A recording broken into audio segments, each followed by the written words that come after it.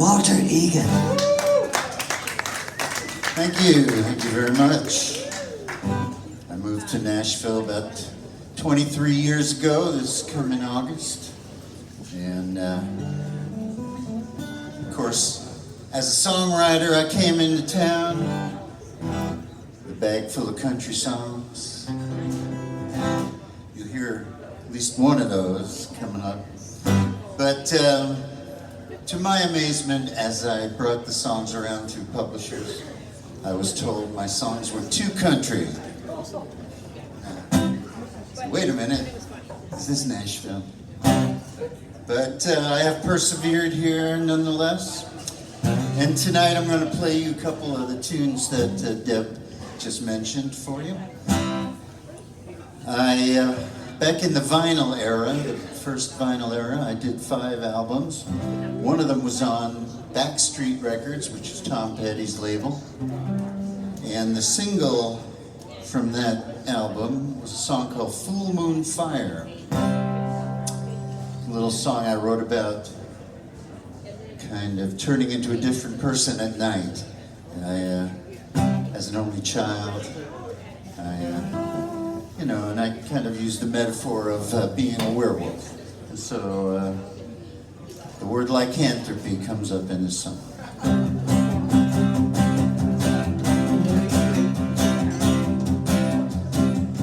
I once was a fresh young kid, nothing could drag me down. I lived and loved what I did, no one could turn it around. I laughed and I joked with my friends, they don't suspect a thing. Alone in the light of the moon, a change comes over me. How can I stand this lunacy, feeding my dark desire? Look at the nighttime sky, you fool, it's a full moon fire.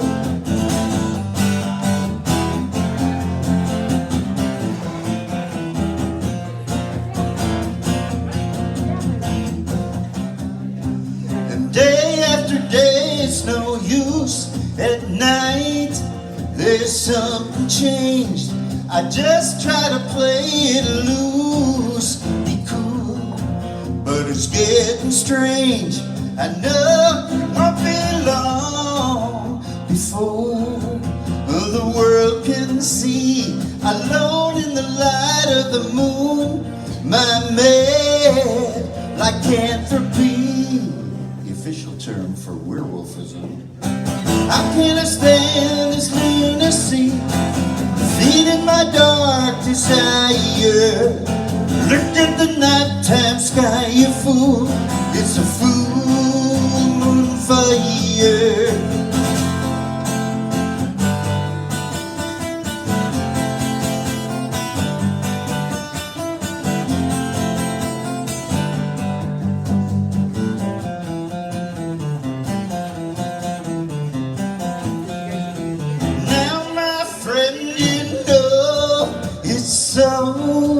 It's so hard to say. Sometimes darkness beats, it defeats the light of day. How can I stand this lunacy, feeding my dark desire? Look at the nighttime sky, you fool, it's the full moon fire. How can I stand this lunacy, feeding my dark desire? Look at the nighttime sky, you fool, it's a full moon fire. The full moon fire, full moon fire.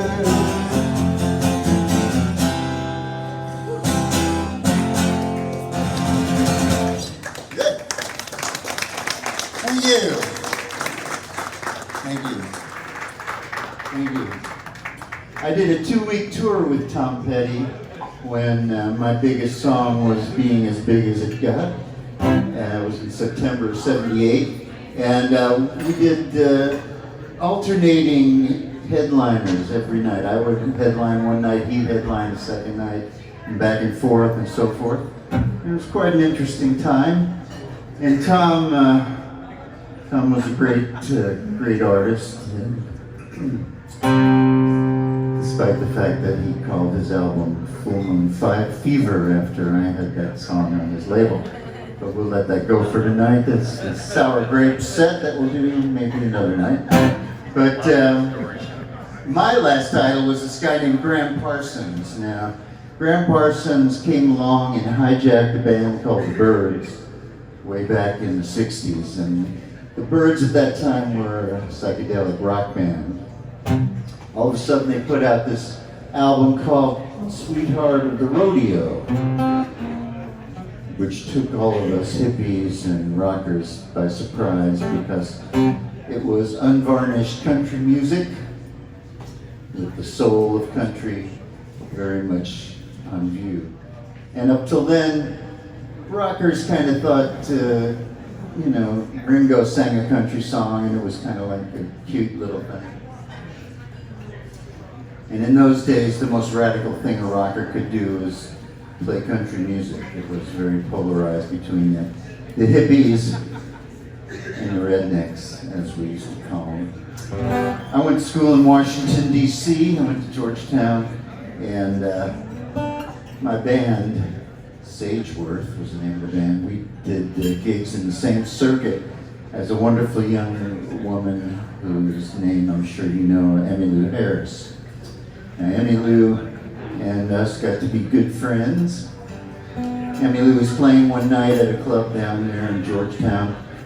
Chris Hillman, who was from the Byrds and also from the Flying Burrito Brothers, came in and approached her about his buddy singing with, needing a partner to sing with. And Emmylou didn't know who Gram Parsons was at that time, so I took her back to where we lived at Sageworth House, as it was called, and played Guilty Palace of Sin and Sweetheart of the Rodeo for her, and said, yeah, you should do this, Emmy, it's a good thing, you should do it. So when Gram came to town a couple of days later, they needed a place where they could try their voices on one another, and I offered my kitchen.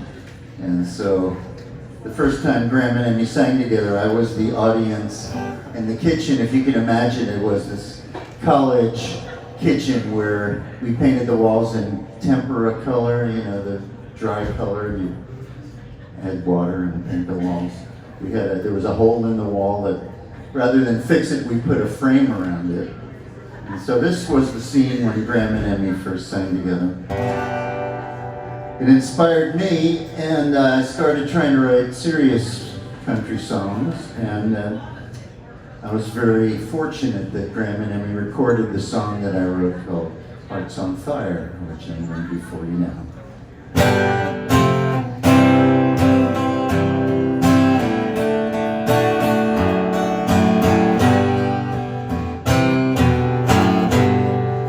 Hearts on fire, my love for you brought only misery.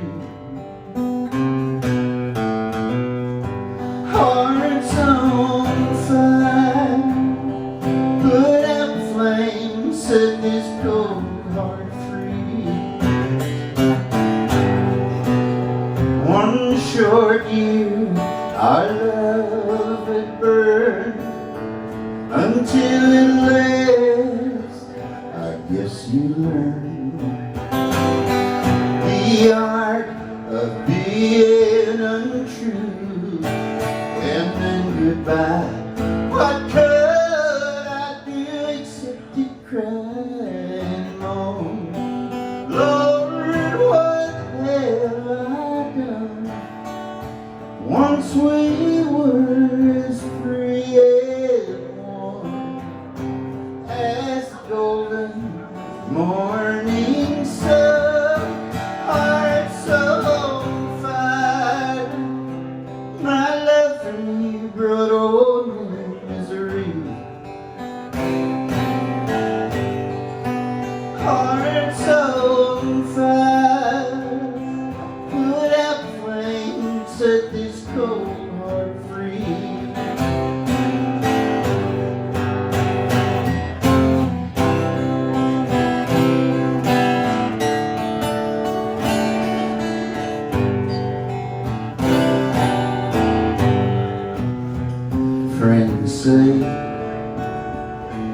just a game, and that no one is to blame. Go out, forget her lies, she'll be there, and sparks will fly. My love has turned a tree. Sleep escapes me still. God, please take this heart of mine. If you don't, the devil will. Heart's on fire. My love for you brought on misery. Heart's on fire. Put out flames, set this cold heart free. Heart's on fire.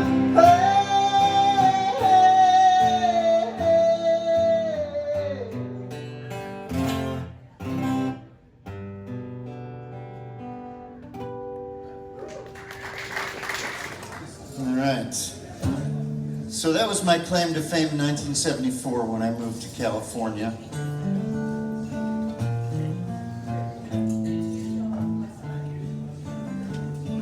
And I was lucky enough to land a record deal with Columbia Records. I had a 6-album deal on Columbia Records.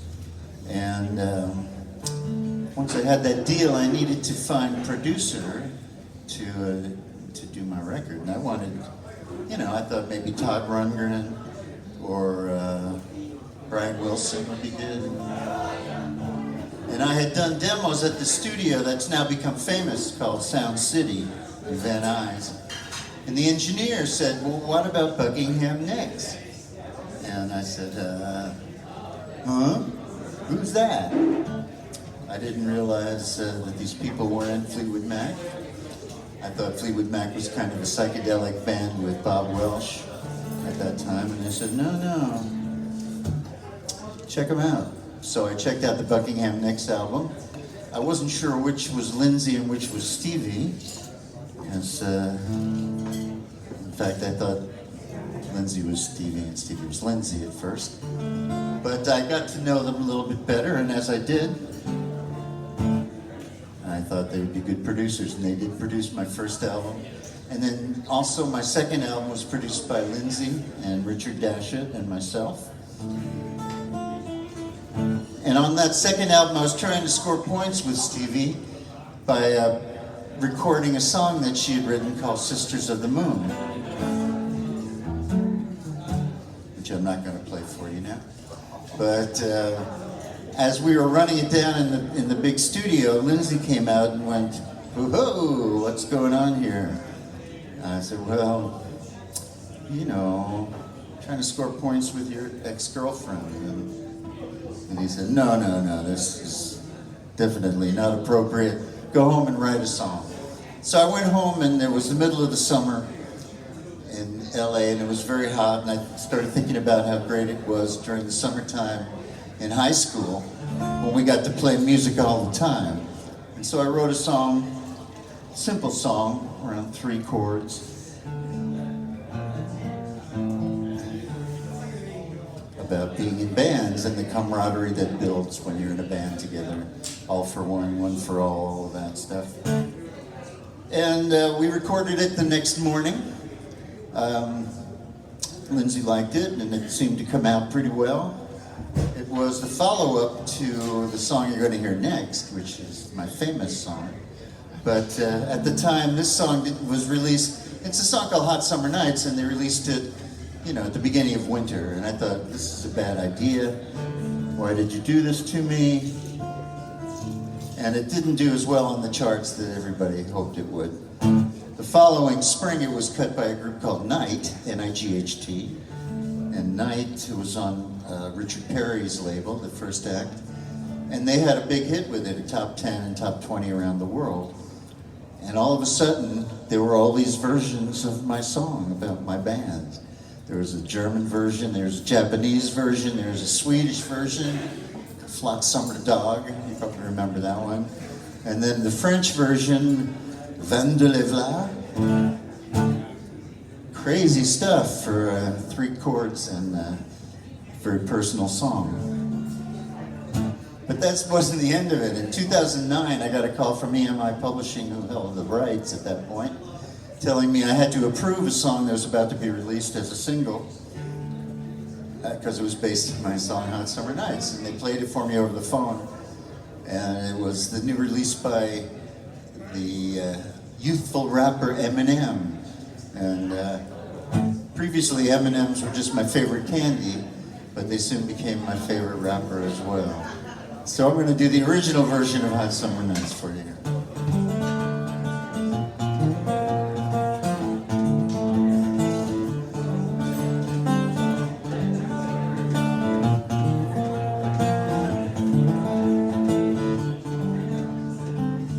Was a time not too far gone when I was changed by just a song on the radio in the car with a pounding electric guitar. Then the time came to make a stand. We started up a 4-piece band, and the heat felt like spotlights in the hot summer night. Yeah. Now, hot summer night.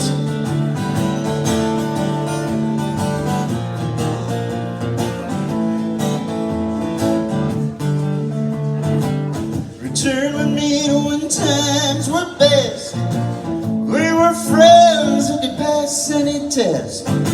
Shared our hopes and dreams and goals. You know what I mean, the fundamental role. As we sang in the hot dark rooms, happy to play our tunes. Felt good when we did it right. Felt good on a hot summer night, yeah.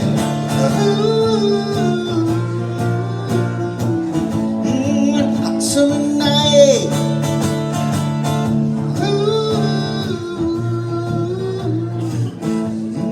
Hot summer night.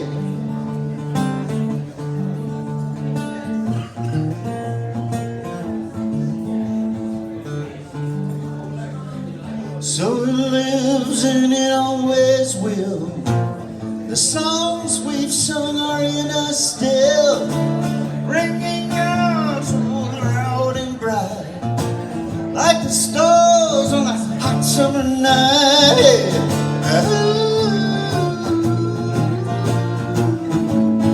Hot summer night.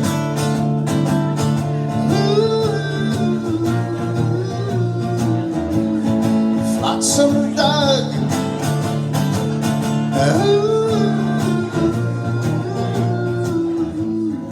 Land de l'Evla.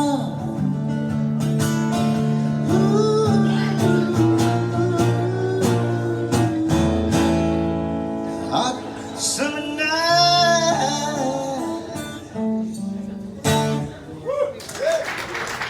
All right, thank you. Thank you very much. Roger, you have CDs with you? I do have some CDs with me, guys. And how much are they? Oh, tonight they're a mere $10. So they just come out and talk to you. Okay, yeah, no, I'm Good. very approachable.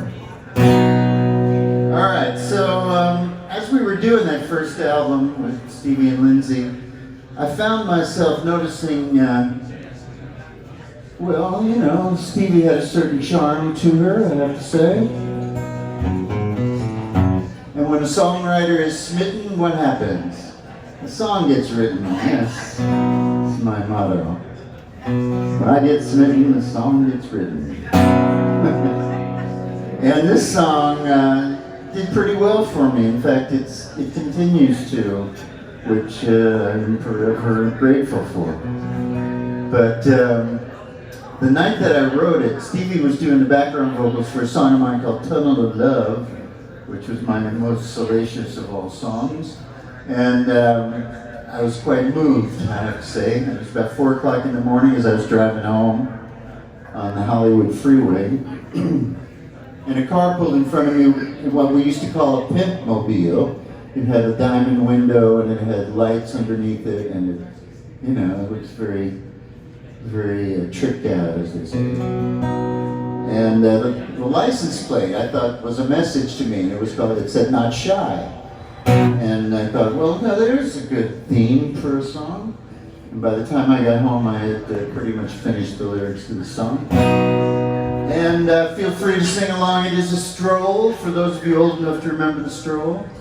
I'd like to get all the gentlemen on this side of the room and all the ladies on this side. And we'll dance one couple at a time down the middle.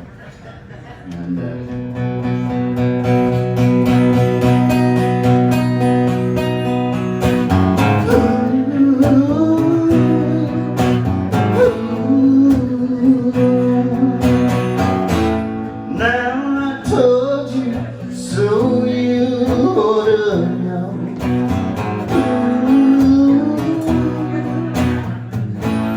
Take some time for a feeling to grow.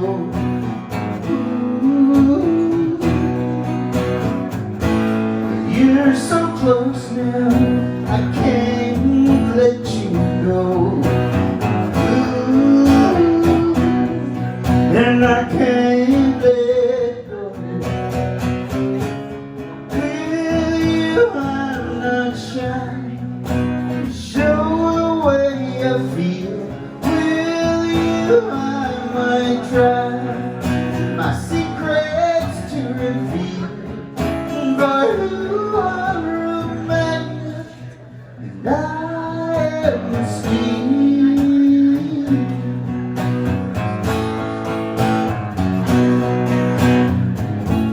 I can't hope that I hold you for long.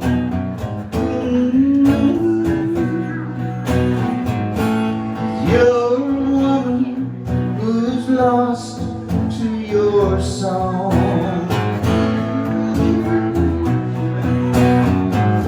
Yeah, but the love that I feel is so strong. It can't be wrong. With you I'm not shy. Show the way I feel. With you I might try my secrets to reveal. But you are a magnet and I am steel. For you are a magnet and I am steel. For you are a magnet, I am steel. Love this song.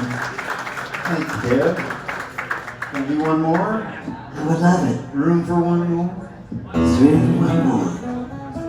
I do have CDs, and you can find videos of most of these songs on YouTube, on the World Wide Web, as they call it. And yeah, I forgot to tell you, the first song, the one about turning into a werewolf, I actually did a video for that. And in the video, I turn into a werewolf and I run amok in Silver Lake, LA, and eventually turn back to myself. And I was always amazed at the fact that this guy, Michael Jackson, I think his name was, came out with this video called Thriller 8 months later. Now, I don't know, I'm not saying that he stole my idea, but I think he stole my idea. I have been fortunate in my life to work with a lot of really good people, and as I get older, you know, I plan on living forever, and so far so good. So, but some friends of mine passed away in the last week. Buddy Cage, who was a pedal steel player in a band I played in called Brooklyn Cowboys. He just died yesterday. And last week, a guy named Chris Darrow passed away. Chris was really the door that led to all my success in California. He invited me to come visit him. He was a booster. He was a big brother. He was a mentor, and I'd like to dedicate this song to him. I'd like to thank you, Deb, for having me here tonight. And Thank you for playing. you can catch me with the Long Players next week on the 15th. We're doing a 70s show. In case you didn't catch all the words to some of these songs, you can hear them again. And this is a new song called Old Photograph.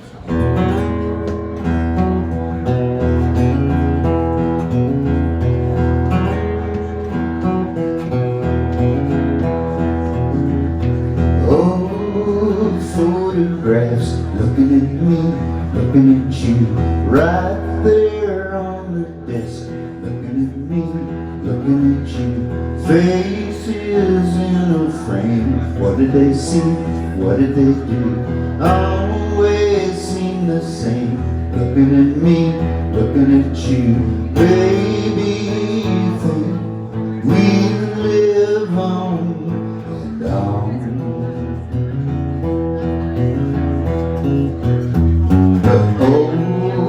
Photographs are all we are when we're gone. See that smiling face, looking at me, looking at you. Once it was my mate, looking at me, looking at you. Made of blood and flesh, looking at me, looking at you. Guess you know the rest. Maybe you think we live on and on. But old photographs are all we are when we're gone.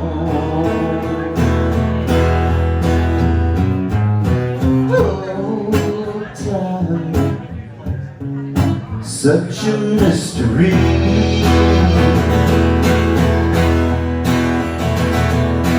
Once all mine, now belongs to history.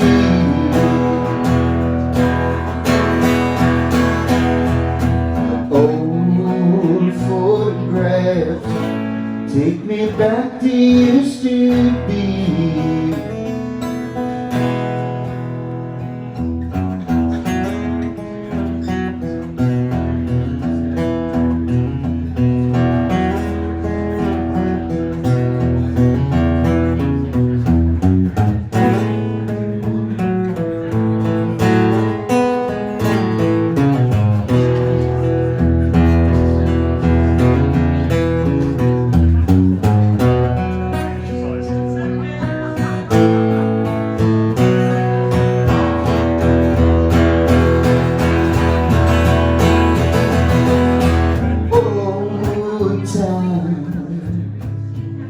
Such a mystery.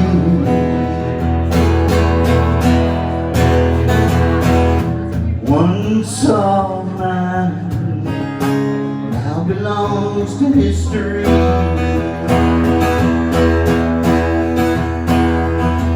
But old photographs take me back to used to be.